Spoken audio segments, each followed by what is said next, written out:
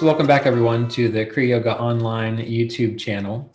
I'm here with David McGraw. He is a Kriya Yoga meditator, Kriya Yoga teacher, and has been a student of Roy Eugene Davis. We've been friends for many years, since about 2008. You might be aware of a podcast that we did together on the Kriya Yoga podcast, where we discussed David's experiences with Kriya Yoga and getting back into Kriya Yoga. And he's recently reinvigorated his teaching practice. So through our Patreon community, patreon.com/Kriya Yoga, David's going to be offering a 4-week class that's going to meet for 4 Saturdays. So I figured we'd have him here today to talk about what the class is about, what's going to be discussed. And also, you may remember or recognize David's voice from the end of the Kriya Yoga podcast. He is the one that says, "This episode has been brought to you by." So anyway, David and I, we've done a lot of work together, and hopefully we're going to continue doing that in the future. So anyway, welcome, David. It's great to have you. Likewise, great to be here. Yeah. So you're going to be doing a 4-week course for our Patreon community. And, we've talked a little bit about what you're going to be doing, but in your own words, what is your overall goal with this 4-week program that you're going to be doing? Well, it's titled Going Deep in Meditation.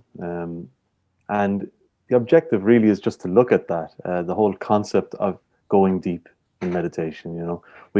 I did, and I think others do too, have this aspiration to go deep in meditation. But the word deep can kind of have different connotations for different people. So I'm going to look at, why do we want to go deep in meditation? Like, what does that mean for us? What do we expect to happen? What is the definition of going deep in meditation?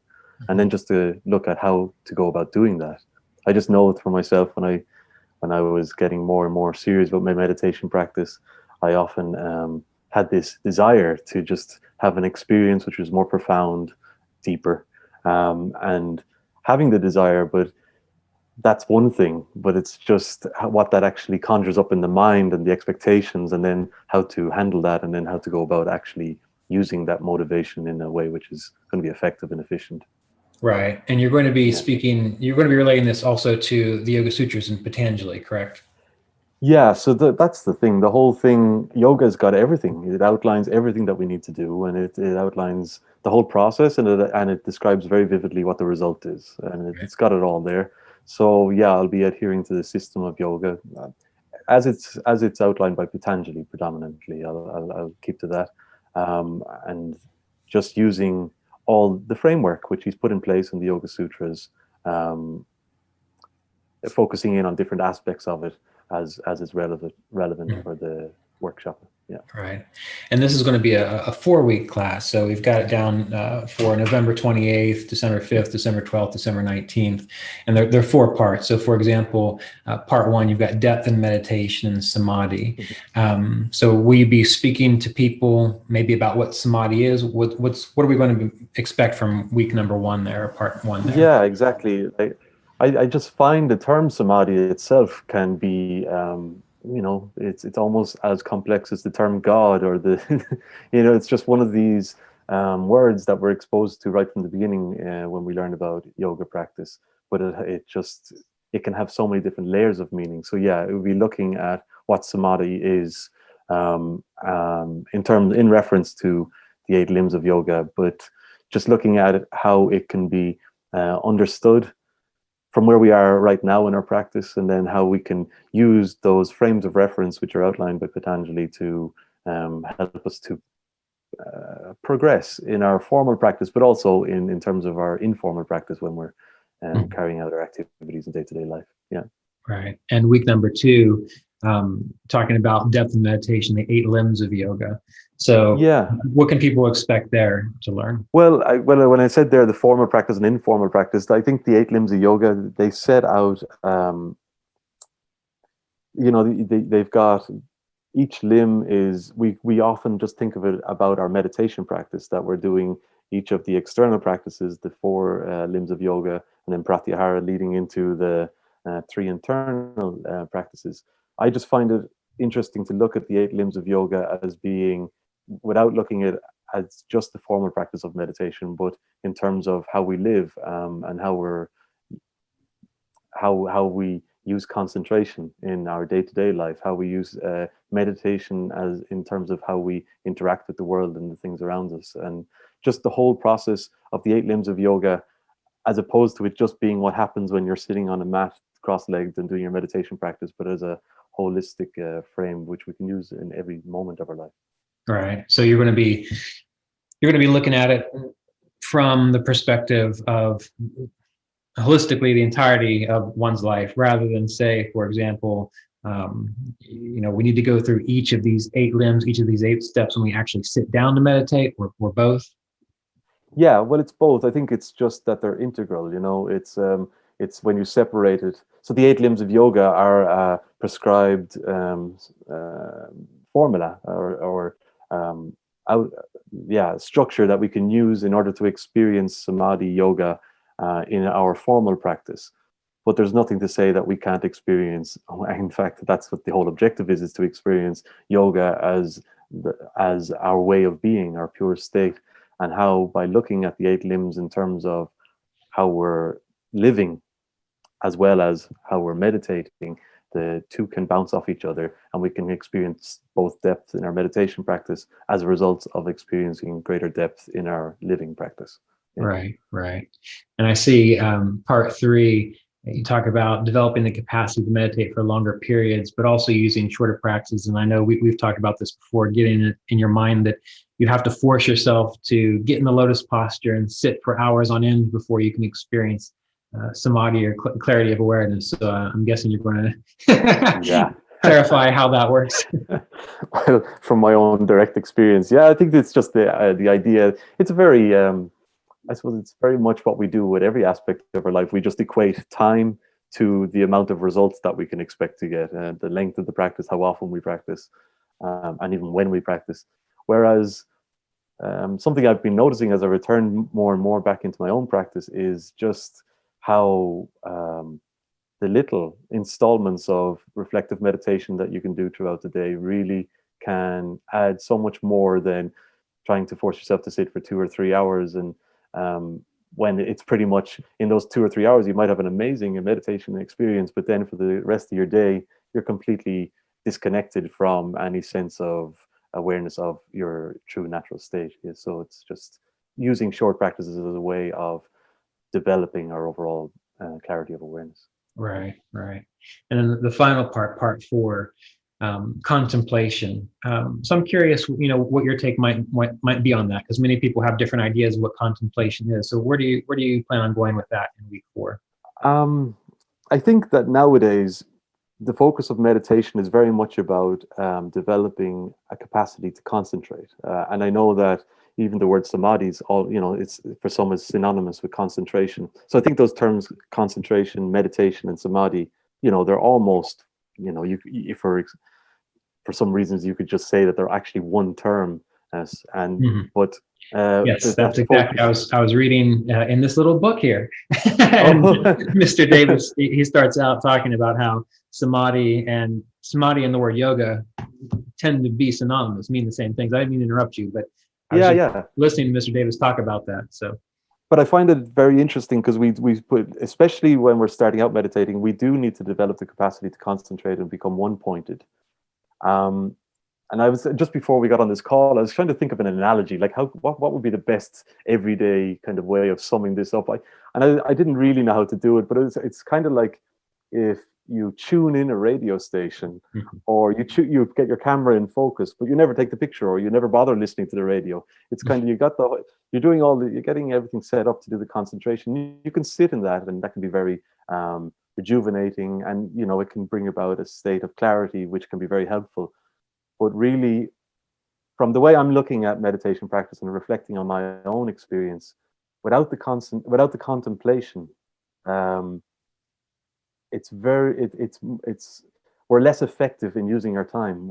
It's kind of like the contemplation will allow us to actually kind of pull back the veil of ignorance, kind of get behind what actually is taking place. Whereas if we're just stuck in concentrated meditation, then we can just kind of get stuck in a nice state and be there, rather than actually making use of that state to achieve to achieve what we want to achieve.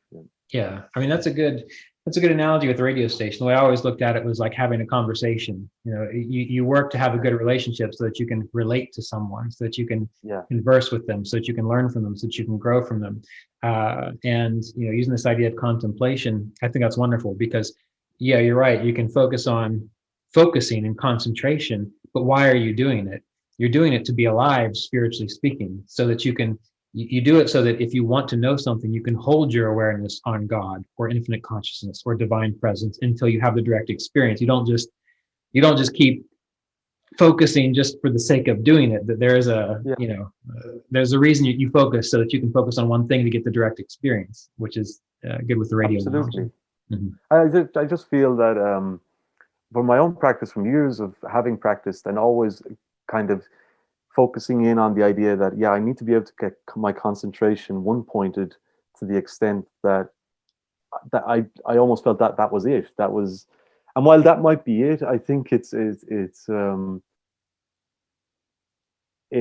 more helpful to look at the idea of awakening to reality and the truth of a reality as being what would be developing insight and it kind of awakening our own intuitive knowing, because we have all this knowledge within us, we have the understanding within us, we have the whole experience there waiting to blossom and awaken from within us. But if we're just concentrating, it's it's not really kind of unwrapping it. It's just it's a waste of having cultivated one pointedness. You're just sitting there with it, and while it might be nice, you're not going to get the deep insight in the same way as you can through concentrated contemplation. Yeah, Right, good. yeah, So what it sounds like, reading over the course description you have and talking to you, that you're going to be giving a foundation for how to practice the philosophy behind it, and also kind of how to get into it so it's alive for you. So it's actually something that is an enjoyable thing rather than just trying to zone out into a trance to ignore the world. but yeah, and you'll remember from our previous conversations, that's something that it's just from my own experience, because I used it to zone out of the world. So it's the whole idea that concentration, again, getting back to it, is fantastic, but through the contemplation you really get to know the mind and just the structure of the mind, and then how the different faculties of the mind integrate and work with each other.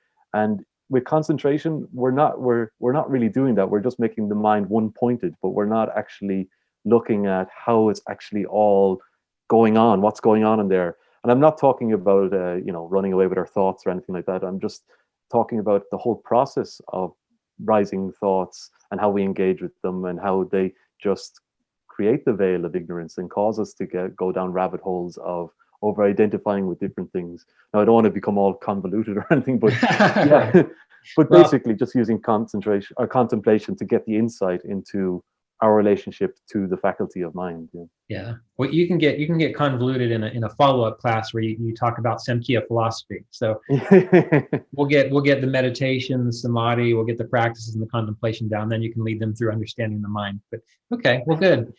Is there anything in particular, to conclude, that you would like to share about what inspired you, other than me asking you, what inspired you to do this class, or what your motivation, what your overall motivation might be for the participants?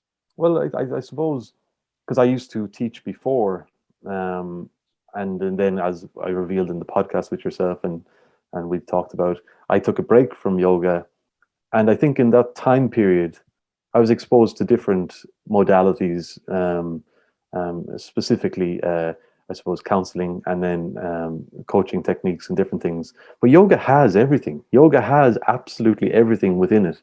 Mhm. And now, as I'm becoming more and more reacquainted with it, it's the appreciation of just how deep it can actually go. And I think there's a tendency sometimes to make it all very otherworldly or very out there, and it can actually cause it to lose its potency, because it's very much about like how we're able to live with the capacity of being truly content, truly fulfilled, truly awake in terms of how we relate to reality in its oneness. And it's got everything in it. And so there's I just have an urge to kind of talk about that.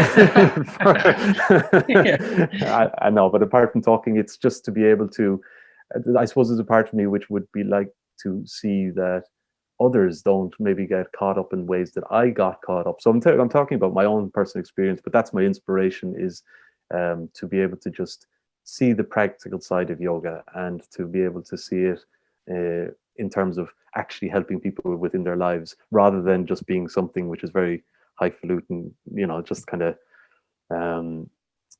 just grounding it a bit, Right. but in ways which are meaningful. Excellent, excellent. Well, good. So one thing I do want to say finally before we conclude is one of the reasons I thought Dave would be a wonderful teacher to have on the Patreon site is because he actually has been a teacher and a coach. He's not someone who's just sort of sat around, meditated, and doesn't have any experience. I mean, he's taught English as a second language. He's researched things like counseling and coaching. So I think he's got a great ability to share information in a way that's relatable and accessible and able to be actualized. And he will be doing these classes for 4 weeks, November 28th, December 5th, December 12th, December 19th. And you can access this course through patreon.com/Kriya Yoga. So all participants for the Patreon community will have access and invitations to this course. So thank you very much, David. It was a pleasure to see you and talk with you again. And before you go, I know that you've just been getting much of your online presence together. Do you have any way in particular you'd like people to contact you, or do you want just the course to be what it is? Well, if people do want to connect with me, I have a Facebook page. I use the website Meetup for organizing any events. I have meetup.com. And I'm just go under the title of Kriya. I'll have to check it. Yeah, it goes under the title of Kriya Yoga Meditation. That's okay. That's on the Meetup, and then if they want on the Facebook, it's called Kriya Yoga Meditation Coach. Okay, great. Yeah, excellent. We definitely need more Kriya Yoga meditation coaches, and you're over there on the other side of the pond, so that'll be wonderful for people. So thank you again. It was great to have you. Yeah, I'm looking forward to actually doing this. It'll be good. Excellent. Take care. Take care, Ryan.